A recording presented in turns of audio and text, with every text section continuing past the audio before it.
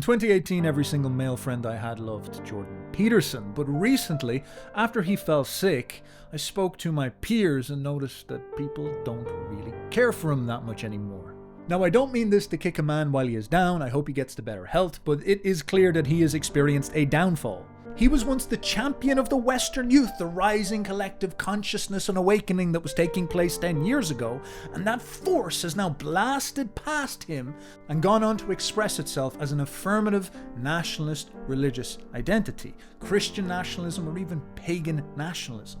And now 10 years later, Jordan Peterson looks like a traitor. He grabbed onto this writing energy, tried to champion and define it, but was pushing it towards negating nationalist sentiment, saying that you as a Western person should not take pride in who you are, should focus your energy on a Christian identity. Yet, he's not asserting a true affirmative belief in the Christian God.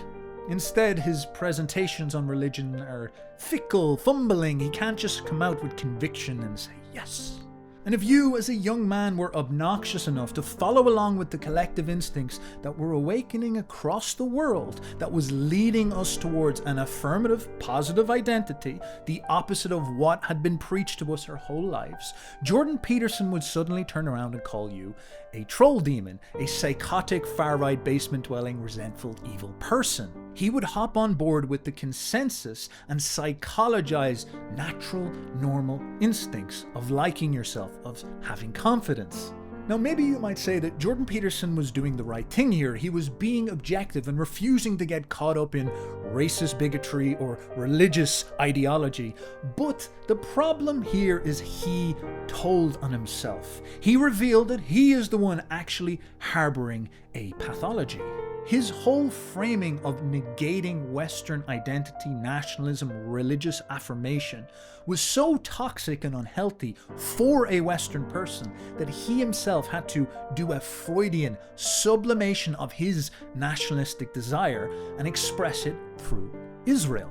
The more he hated himself and inhibited his own pride, the more he had to live it out through the people of Israel. And this is what turned the Western youth against him. A Jewish nationalist saying that I love Israel is normal and healthy. They want to win and fight for their people.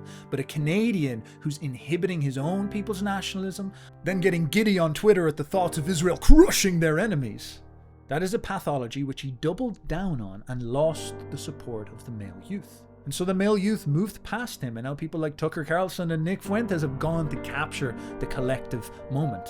And Jordan Peterson is now seen as a delusional way of thinking that is part of the past.